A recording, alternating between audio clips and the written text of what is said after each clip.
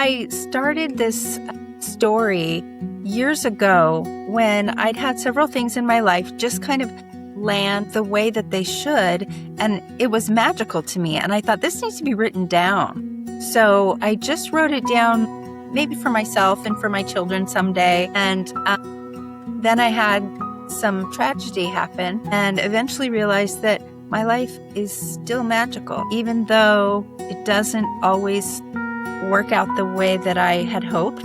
It has never worked out the way I expected, right? In good ways. It's like, wow. And then it's also, I never expected to be here. But in all of that, I have learned that beautiful signs, beautiful synchronicities continue to happen. Rare Medium with Deb Snyder, celebrating life's rarities, the people, places, and experiences that just might be a little bit weird. This podcast explores all facets of our energetic connections to each other and beyond. We'll dive into the depths of mediumship, psychic ability, intuition, near-death experiences, afterlife research, healing modalities, and more. Our focus is to bring you relevant and moving accounts with guests who share their authentic selves and their treks into the spiritual and energetic realms. We'll learn how those experiences shifted their perspective on life itself. Join us to be inspired by everyday people on their extraordinary journeys into the rare medium of the mystical world.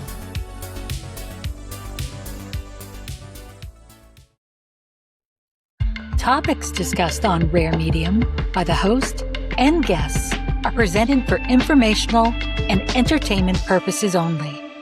It is not a substitute for professional, legal, or medical advice. Hello, everyone, and welcome to Rare Medium. I'm your host, Deb Snyder. Today, I am privileged to bring you author Shellie McLeod, who's going to talk about her book, My Life is Magic. I had a wonderful weekend reading Shellie's book, and although I'm not going to give you a bunch of spoilers, I'm eager to talk to her about her journey in writing it. Shellie, welcome. Thank you for having me, Deb. Well, it is my absolute honor. Let's get right into it. Tell us a little bit about why your life is magic. Well, I will say that things have always kind of lined up for me through no preparation of my own. So kind of some happy accidents have brought my life to where I am today. And after I married my husband, he used to say, my wife is magic. And he would tell someone why he thinks that. So that's kind of why I titled the book that. He said, my wife is magic. And I thought, yeah, my whole life is magic. That's nice. I will tell everyone that this is a beautiful memoir of Shellie's journey through some amazing, beautiful things and some amazingly tough things, and how the universe has worked some magical mysteries to help her navigate the whole journey. It is a beautiful book to help you soothe your own heart. Also, if you know of a friend who's going through some challenging things. Shellie, tell us a little bit more about it. Well, I started this story years ago when I'd had several things in my life just kind of land the way that they should, and it was magical to me. And I thought, this needs to be written down. So I just wrote it down, maybe for myself and for my children someday. Then I had some tragedy happen and eventually realized that my life is still magical, even though it doesn't always work out the way that I had hoped. It has never worked out the way I expected, right? In good ways. It's like, wow, I never expected to be here. And then it's also, I never expected to be here. But in all of that, I have learned that beautiful signs, beautiful synchronicities continue to happen through it all. And so that's why I wanted to continue that old story that I started, talking about how my life was magical in these positive ways. Even when tragedy strikes, it continues to be magical. And that was kind of a epiphany to me. I can imagine that. Now, you talk about the tragedies that you experienced. I know you dealt with the loss of a business and also tragically with the loss of your own son. Tell us a little bit more about Derek. Well, Derek was my firstborn. He was the kindest person from the time he was little. When he was in the first grade, his teacher would give out awards to all of the children for their uniqueness. And Derek was awarded the Tender Heart Award. And his teacher told a story about the kids all playing on the playground, and one kid was sitting on the stairs, and Derek kept looking over and then eventually just went and sat with them. And he was playing and being included, but one person wasn't. He was the kid that would do things like that. And at his memorial, coworkers talked about my grandpa died and hugged me as soon as he found out, and he took me out to lunch that day and asked me questions. Or when he would come to town as an adult, he would go visit elderly neighbors that he had when he was a child that no longer lived next door to us, but he'd go visit them. In his early 20s, he was a really kind soul who thought about other people, had a lot of empathy. He sounds absolutely darling. I love people that live full-heartedly on purpose. Yes. I did feel reading about him and about your reflections of him and all the stages of living and loving and letting go that parenting involves. It was nice to see your children grow up through the book. Now, you talk about Derek's passing on. You refer to magical things. How did you hear from him from the other side? Tell me about some of those experiences. Well, some of them were just in nature. I mean, people talk about seeing hummingbirds or butterflies or different things that their parent or their loved one used to love, and then all of a sudden those things are visiting them. I would see things that reminded me of Derek and just gave me comfort. We were on vacation, and there was a rock formation out in the water off a tip of a little peninsula.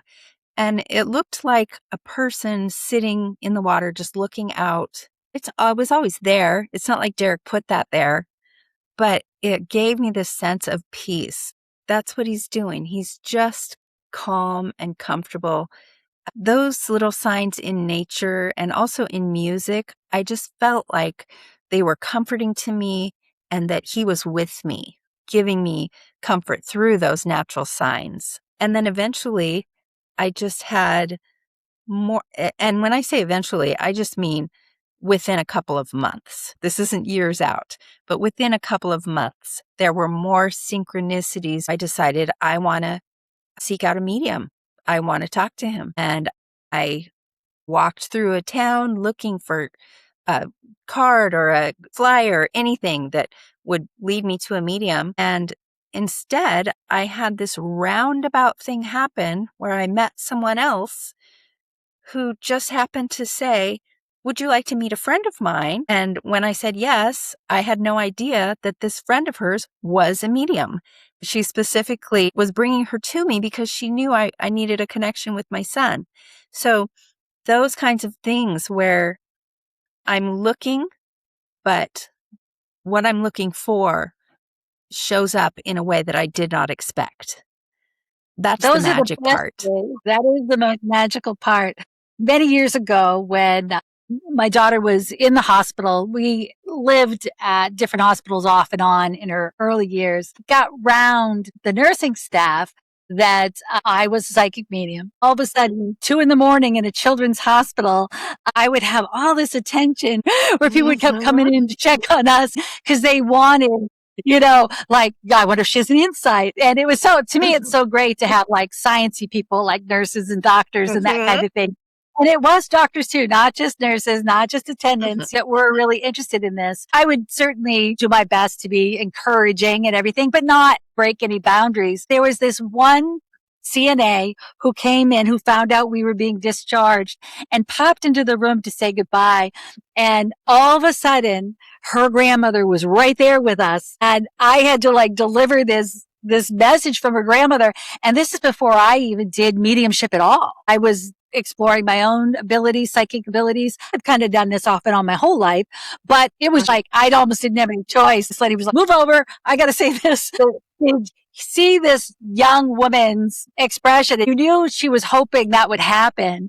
You Yeah. could just feel her grandmother both pushing us together. It was I very love it. transformative for me because I realized I'm in a hospital with my daughter for her healing, but here we are.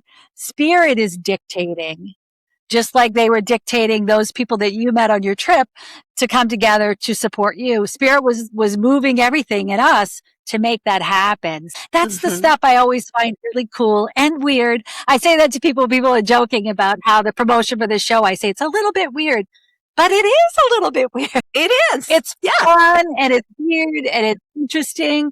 And we can have theories sometimes on how all that stuff works. It's my opinion that energy communication and mediumship and psychism, it works differently in every single person. And that's to me what one of the wonderful things about life is learning how that all unfolds. Whether are we going to be doing that or are we going to be the receiving end of someone else doing that? It's just sort of a fun, like you said, magical way of doing things. I think it makes life more interesting. Now, I Yeah. have to tell you, Shelly, I was really into hearing you talk about these murder mystery stuff you were a part of with your career. That was, Yes. yeah, that seems like such a blast. I just like love that part of it. So realize, folks, even though there's tough stuff in this book, there's some really fun stuff too. Yeah. Yeah. And those were such great times. We held these murder mystery weekends at our inn for 5 years. We'd do 3 of them in the fall and 3 of them in the spring, and they were exhausting, but so much fun. And the people that would come, of course, you're doing something interactive, and the people who are drawn to that kind of thing are fun people. So we just met the greatest people during those times, and we have such wonderful memories of some of the friendships we made over those years. It was a full-blown in character with assigned identities and a whole mystery to solve over a course of 2 days. It was wonderful. It sounds like such a blast. And for me, as a metaphysician, I can see how that type of play raises the Mhm. vibration. Oh So, yeah, because from there's that, joy. absolutely, I want to encourage people to obviously some of these pursuits are serious, but take your fun seriously too. And know, Yeah, especially when you're going through tough times, to balance it out and make sure you still remember how to laugh. You still remember how to dance. You still remember how to play. Because I think yes, those types of things, as much set the stage for the magic as any reading and studying and meditating and trying hard, remembering how to have the exuberance of life really helps it all fall into place. yeah, absolutely. And after my son died, I did have a couple of murder mysteries that were scheduled, and I was very nervous that I wouldn't be up to the task of facilitating that. But once the people showed up and they were in costume and they were having fun, and that joy did lift the vibration. It lifted me up and made me go, I want to continue doing these because this makes me happy. Watching the joy that comes out of this is lifting me up. So I absolutely agree with what you just said. I would imagine Derek grew up with that going on around him. So that's another activity for people is to realize when you're yearning for someone, do what they enjoy. So play their favorite song, eat their favorite food, walk their favorite beach. It really does put up an invitation. Now, Shelly, you've been to mediums. You've talked about your friends now that are mediums and obviously colleagues now that you're an author out there touring and doing different things. Have you experienced mediumship directly for yourself? I saw one medium who I absolutely love. This was the first time I met with her. She said, your son is telling me, you can do this, Mom. You can talk to me. You don't need a medium. And she said, and here I am, a medium telling you this. But I have had wonderful communication from him. He speaks to me a lot in music. The other day I was journaling. In my journaling, I just said, Derek, I want to talk to you, and started writing down just the words as they were coming to me. He said, Mom, I'll talk to you through music. Listen to music in the car. When I got in the car that day, because I had to drive 30 miles to go to the dentist, I turned on the music, and the first thing that played was Sweet Child of Mine. Derek was my sweet child. I have a fiery one and I have a sweet one, and he was my sweet one. There were several other songs right after that were also very relevant. There were 4 or 5 songs that were very relevant. Just my morning journal time, I got, Mom, I'll talk to you through music. Make sure you listen to music when you drive. I think it shows to his exuberance too. That's one thing that is good for people to know. Spirit is very creative. Much of the personality you know and love about Derek, that is what we strive for as mediums to bring through. You know him. You feel him already, whether you're on a beach and you sense his essence through a rock formation or through a song on the radio. There's no denying that. You know what you feel. You know who you sense. I am of the belief anyone can do this. Anyone. I do feel some are more natural to it than others. I do feel that some amazing mediums in this world, I just love them. We're all going to do it our own way. And that's what I want to encourage those listening to us right now to know. If you're on your journey somewhere, take heart, take your time, be yourself, and just let it flow through you the way it's got to flow through you. Now, Shellie, tell us what you're doing out there promoting this book. What's going on? You said you were doing a project called the Traveling Magic Project. Tell me about that. When we owned a hotel, which you can read about in the book, we used to put books out with a little sticker on them that was through a project called Book Crossing. You would register the number on that book and then leave it in the hotel lobby. And then people could look it up on that website and find the travels of that book. Kind of like, do you remember the Where's George on the dollar bill, where you could look at the website and find where your dollar had gone? It was sort of that. And I absolutely loved it. We had a lobby where we could just put books that people could take with them. And it occurred to me over the last few days that I could do that with my book, keep it personal to this book. What I've decided to do is built these little stickers that I'm putting on the front that says found in the wild. You found this book intentionally. It was put here for you. And I plan on releasing 5 books to the wild per month, sending them off to people who are going on travels. Leave it in an airport, leave it in your hotel lobby, whatever. There's a QR code inside where people can scan it and track where they picked up the book and where they planned on leaving it. And then I will add that to the map with a little pin, and you can see where your book has gone. And I get to see it too, which is really exciting for me as the author. Absolutely. I'm an author as well. So there's nothing more rewarding than seeing your book on the other end of the world, or getting an email, a little ping from someone somewhere, knowing that they're learning about your journey and your family. This is another synchronicity that happened. When we owned the hotel, we had these books in the lobby that had the book crossing stickers on them. I was so excited about it. It was thrilling to me. Gary and I, my husband, I went on this getaway, and we stayed at this beautiful bed and breakfast in Sandpoint, Idaho. I was telling the owner of that B&B about book crossing, and she said, I'm the founder of that. My husband and I created it. There's over 1 million people who follow the book crossing and check on where their books have been. I feel like, wow, that was a synchronicity for today. And I do say something in the book where a friend of mine says, maybe we were so close back then because we were going to need each other now. And I kind of feel that with this book crossing. Maybe I met the founder of that back then because it was going to inspire me now. All those little synchronicities are just great. I love it. You want to call that a God wink? Absolutely perfect. I love hearing that story. That's wonderful. Thank you for sharing that with us. Now, before I let you go, Shellie, I have something that I'm having every single guest that's on. We end each section with what we call Rare Mediums 10 QQs. These are 10 quick questions. The same 10 questions I'm asking every single guest for an immediate response. No explanation, just a response. So you ready? Ready. Do you believe in the afterlife? Yes.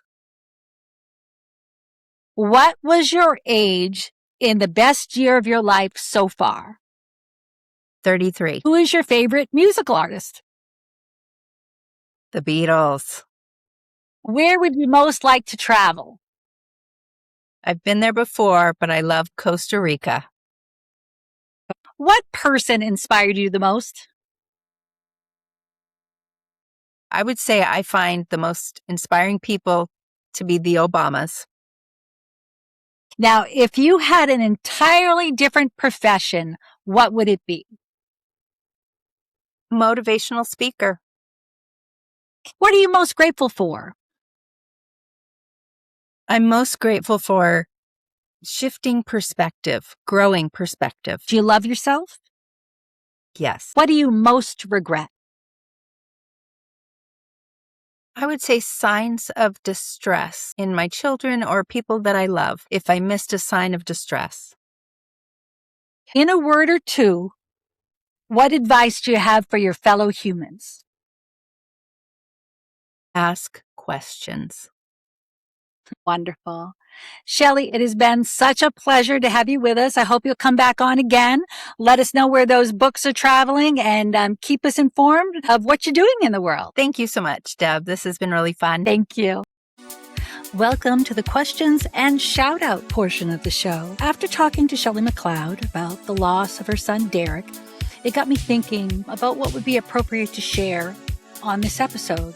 I often get asked why I made the switch or how did I make the switch to move into mediumship from doing traditional intuitive readings for so long. I'm going to tell you a little bit of a story of something that happened to me 2 years ago. I myself was going through the grieving process of losing one of my dear mentors, my friend psychic Sue Yarmy, who passed. While I was processing that grief, I chose to go to a grief retreat in Connecticut that was sponsored by the Forever Family Foundation.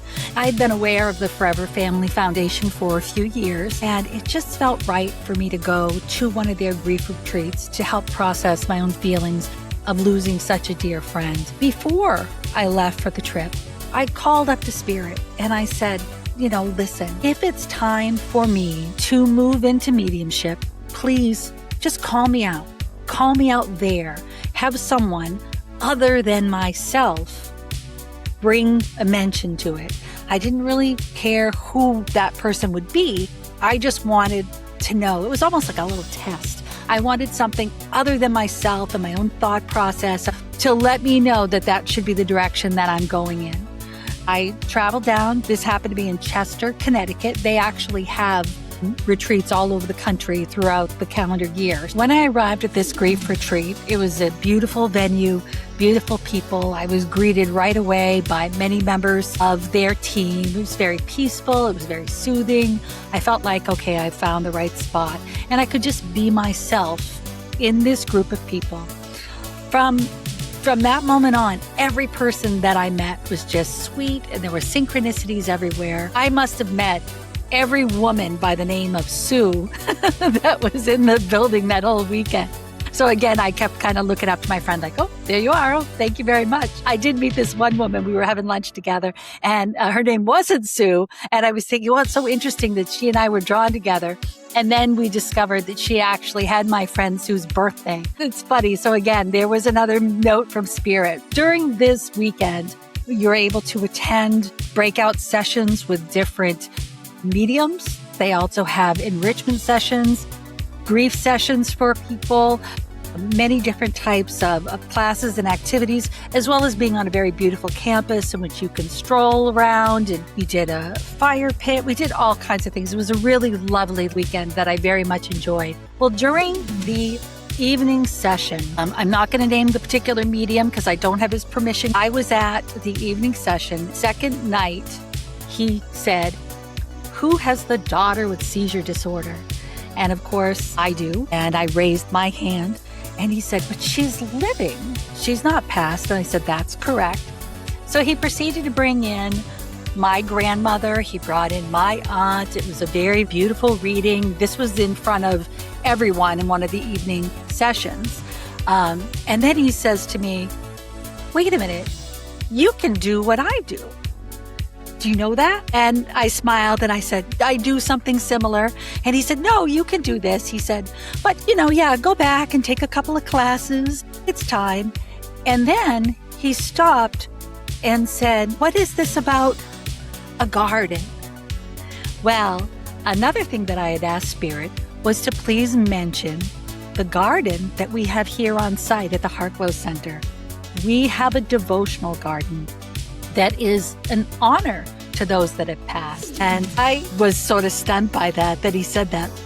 And then he proceeded to bring in some of the children that are honored in our devotional garden here at the Heartglow Center. Well, I was so touched by that. Sometimes you don't know if the love that you're pouring out to the universe is always felt.